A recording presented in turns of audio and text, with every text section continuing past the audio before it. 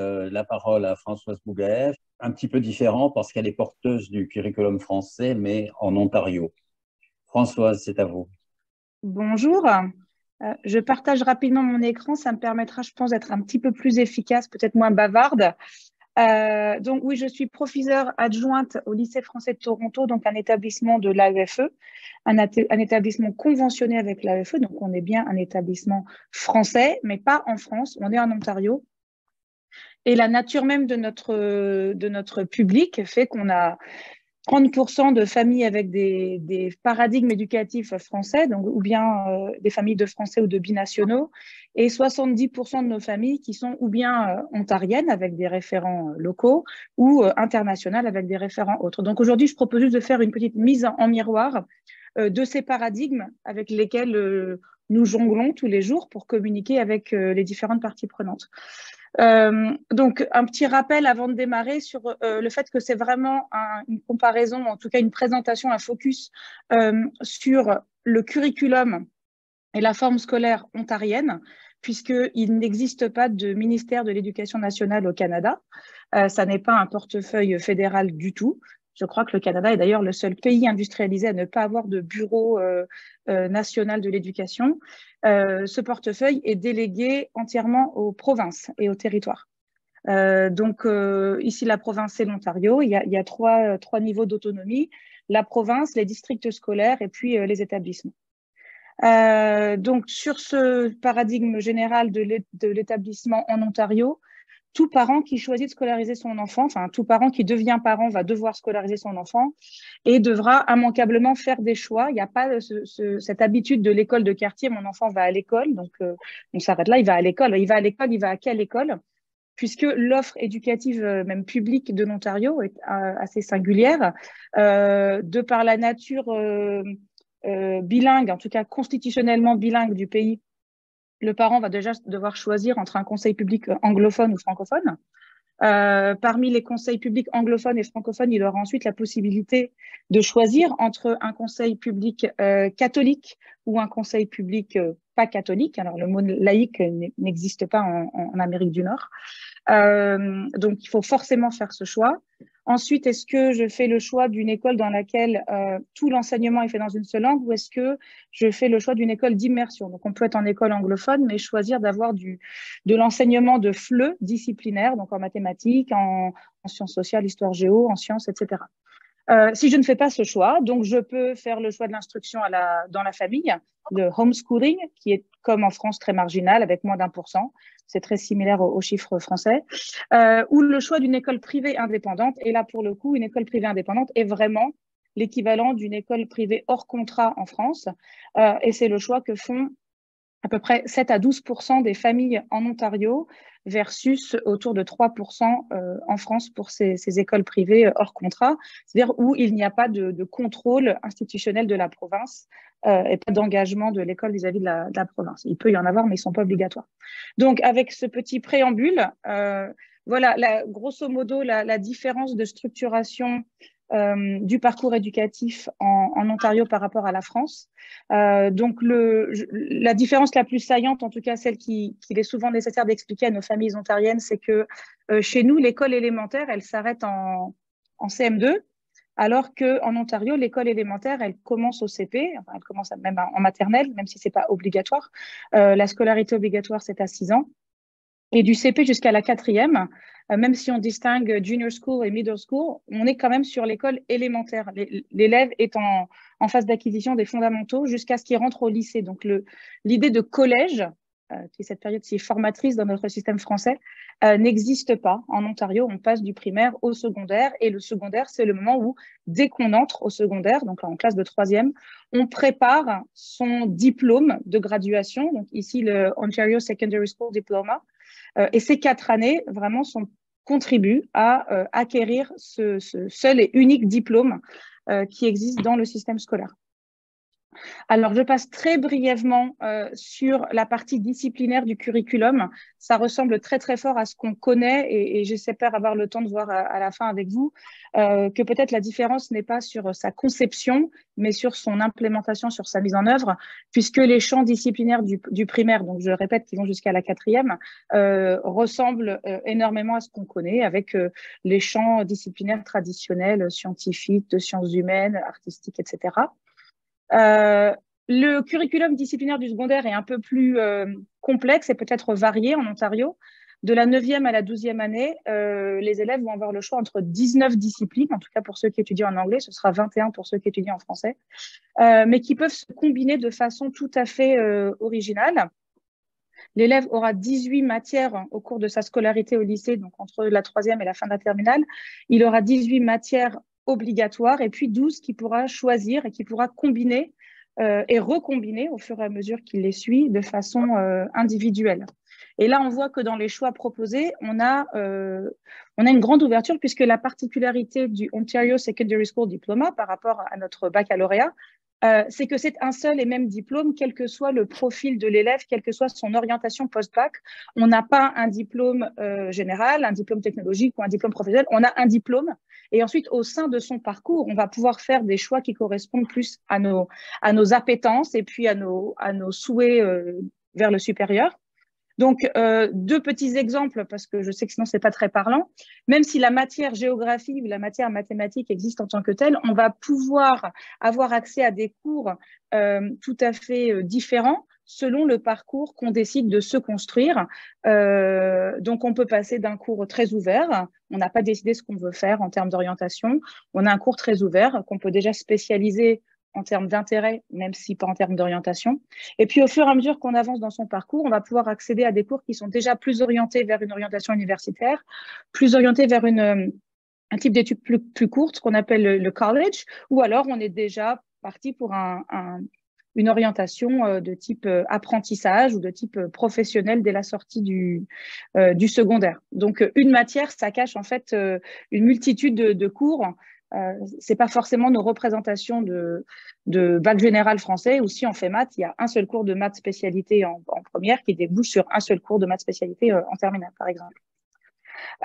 Donc, au cœur de ce curriculum qui est quand même, vous l'avez compris, attaqué de façon disciplinaire, c'est des aptitudes transversales, c'est comme ça qu'elles sont appelées en Ontario, qui sont travaillées et qui, on va le voir, sont évaluées. Donc, l'équivalent, en gros, j'essaie de faire des parallèles de nos compétences, pas de compétences proprement disciplinaires, uniquement des compétences transversales, mais qui ne sont pas appelées transversales, qui sont appelées transférables, puisque l'objectif, c'est justement que l'élève puisse acquérir cette compétence et la démontrer ailleurs que dans le champ dans lequel on la lui a enseigné. En faisant preuve d'un engagement donc cognitif, social, émotionnel. Et on verra en termes d'évaluation ce que ça recouvre. Alors, ces compétences transversales, on voit qu'elles ressemblent très, très fort à notre socle commun de connaissances, de compétences et de culture. Notre socle commun, il a 5 domaines. Les aptitudes transversales, elles en ont 6. Elles se ressemblent, alors c'est une question plus de formulation et de lentilles, elles se ressemblent étrangement, mais il y en a quand même une qui diffère, c'est que parmi ces compétences, il y a innovation et créativité dans le curriculum ontarien, qui certes est apprécié dans le socle commun de connaissances, compétences et culture, mais qui n'est pas considéré comme un prérequis qu'on doit chercher à enseigner, donc à évaluer, alors que dans le curriculum ontarien, la créativité est une compétence en soi qu'on attend que les élèves puissent développer pour ensuite la transférer dans tout leur champ de réflexion. Donc, les différentes catégories de connaissances et de compétences qui vont être évaluées sont de 4 niveaux. Alors, il y a la connaissance et compréhension. Ça, c'est la partie vraiment disciplinaire. C'est l'équivalent de nos compétences disciplinaires pour les chefs d'établissement qui manipulent Pronote, etc. C'est vraiment l'entrée dans les domaines du socle par la discipline. Ensuite, tout le reste, donc 75% de ce qu'on évalue et ce qu'on travaille au quotidien, Et dans le transversal, alors mon expérience de chef d'établissement, c'est que quand je regarde les compétences évaluées dans mon établissement, il y a beaucoup de compétences qui sont renseignées depuis l'entrée disciplinaire et très peu qui sont renseignées depuis l'entrée transversale. Et là, c'est le contraire. On a vraiment la majorité de ces aptitudes qui sont de l'ordre de la réflexion, donc utiliser nos compétences dans un processus de pensée critique et créative, la communication avec la transmission du sens, alors à l'oral, à l'écrit, sous forme de poster, sous forme de débat. Là, c'est pareil, on a une multitude de productions possibles. Et puis, l'application des connaissances et des compétences pour établir des liens avec d'autres champs disciplinaires ou d'autres compétences. Ça pose une question, et puis on y a touché plusieurs fois du bout du doigt dans les échanges précédents, la question de l'évaluation. Ce qui est intéressant avec l'anglais, c'est qu'on a deux mots pour dire évaluation. On a assessment et on a evaluation. Et c'est un petit peu là parfois qu'on a des frictions au sein de nos réunions pédagogiques. On ne parle pas de la même chose et en fait, on utilise le même mot, évaluation. Donc, le assessment, c'est l'objectif principal. Là, ce sont les textes du ministère de l'Ontario. C'est l'objectif principal. C'est d'améliorer l'apprentissage des élèves et on parle d'évaluation pour l'apprentissage et d'évaluation en tant qu'apprentissage. L'évaluation est en elle-même un acte d'apprentissage. Et on différencie cela de evaluation, qui est l'évaluation notée à laquelle est attribuée une valeur, qu'elle soit chiffrée ou pas, pour juger de la qualité par rapport à un référentiel de normes de performance préétablies. Donc là, une petite différence sémantique, mais qui en fait recouvre derrière une grosse différence pédagogique. Et dans les normes de l'Ontario, au secondaire notamment, un enseignant est tenu dans sa note finale, celle qui apparaîtra sur le bulletin des élèves. Il y a une injonction du ministère. 70% de la note finale doit provenir du assessment et 30% doit provenir du evaluation. Donc, un exemple de grille d'évaluation, donc la rubric très nord-américaine, qui est vraiment le mode d'évaluation le plus courant et très bien compris d'ailleurs des élèves, avec des niveaux de réussite, des catégories qui correspondent aux différentes compétences travaillées, et puis un indicateur de rendement, en fait, ce qui fait qu'on a deux cultures de correction au sein de l'établissement, c'est assez amusant, très différentes, puisque on a des enseignants, nos enseignants ontariens qui ont des grilles qu'ils entourent. Et puis, quand ils copient tous les descripteurs de leur grille pour les mettre sur la copie de l'élève en termes de feedback, ça fait un bon paragraphe, une bonne demi-page, alors que l'enseignant français, lui, va commenter au fil de la copie. Et à la fin, on va avoir une espèce d'appréciation holistique qui peut-être ne sera pas aussi descriptive. Il faudra traverser la copie pour avoir ce feedback. On voit qu'au niveau des niveaux, justement, les niveaux de réussite, c'est tout à fait comparable à nos niveaux de compétences qu'on connaît avec nos pastilles de couleur pour le collège notamment. Le niveau 1, on est très inférieur à la norme provinciale. C'est aussi une indication sur le choix de cours que l'élève pourrait envisager l'année suivante, puisque ça lui indique que s'il veut réussir dans cette matière, il n'a pas atteint le niveau requis. Le niveau 2, on s'approche de la norme. Le niveau 3, on est à la norme provinciale de rendement. Et le niveau 4, on la dépasse. Alors, ce qui est intéressant, c'est qu'on est sur la norme provinciale et qu'on n'est pas sur les attendus.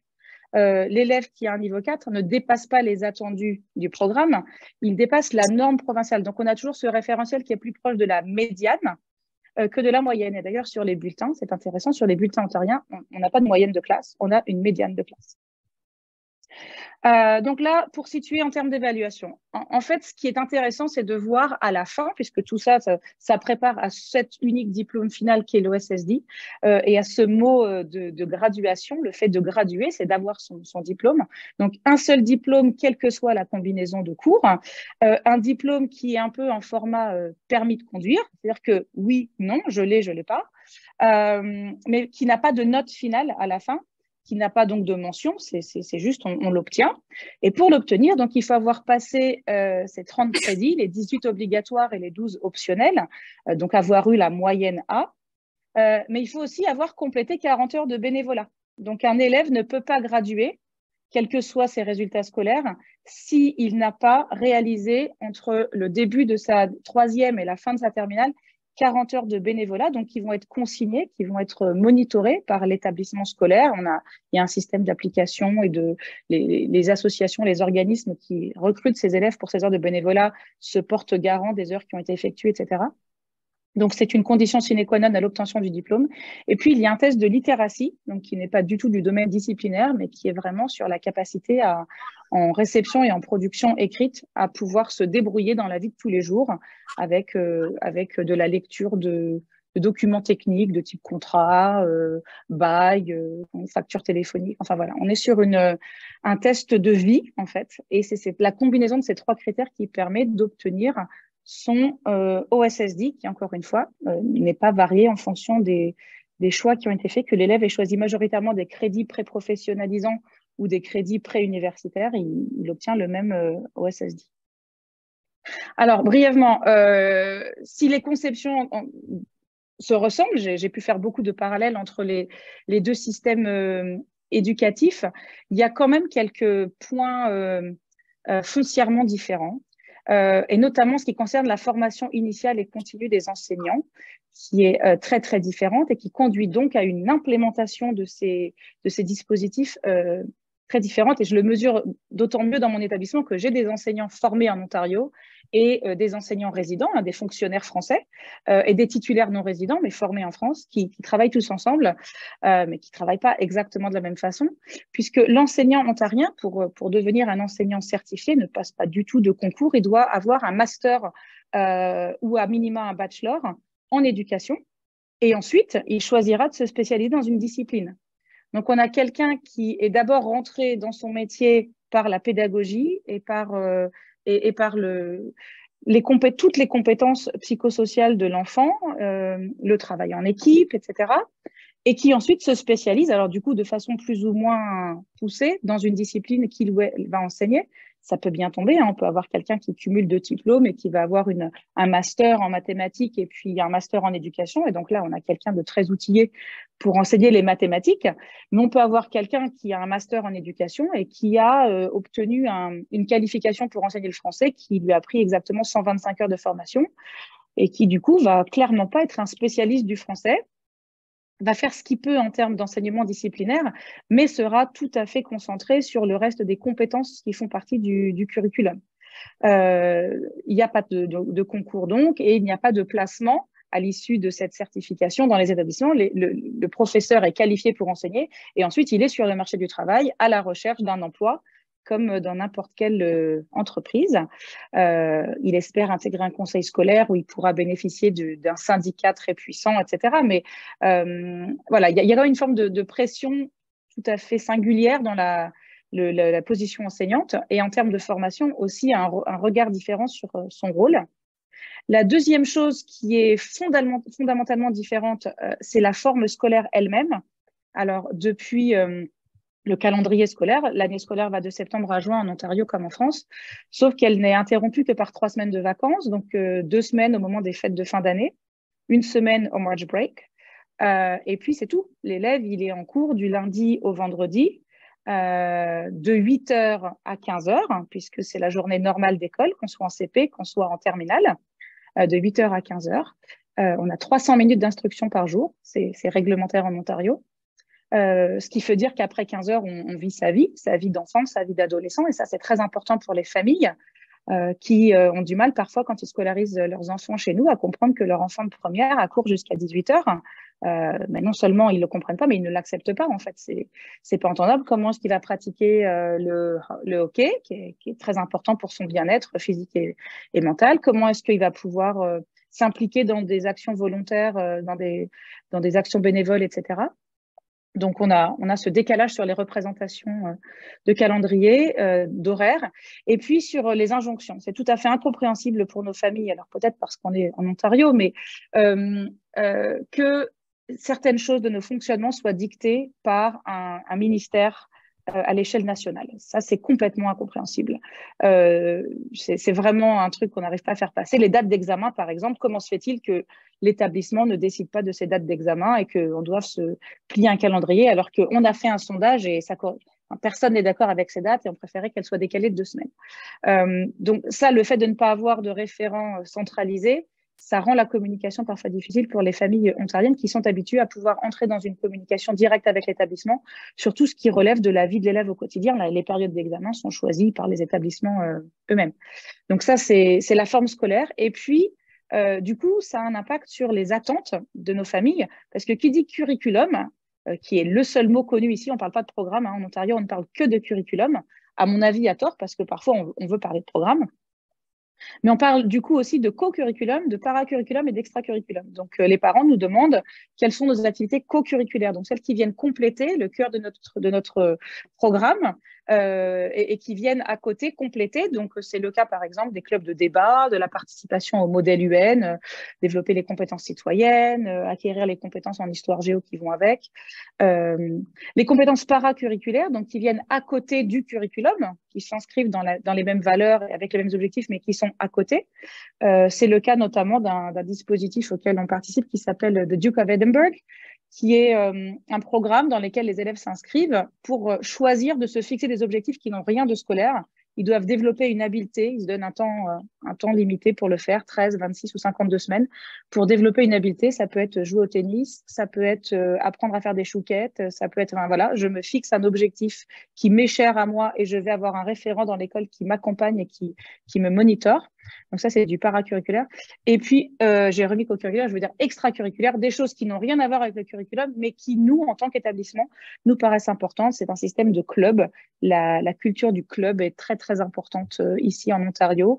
Il y a des clubs au lunch, il y a des clubs le soir après l'école, il y a même parfois des clubs avant l'école à 7 heures pour notamment les entraînements d'athlétisme.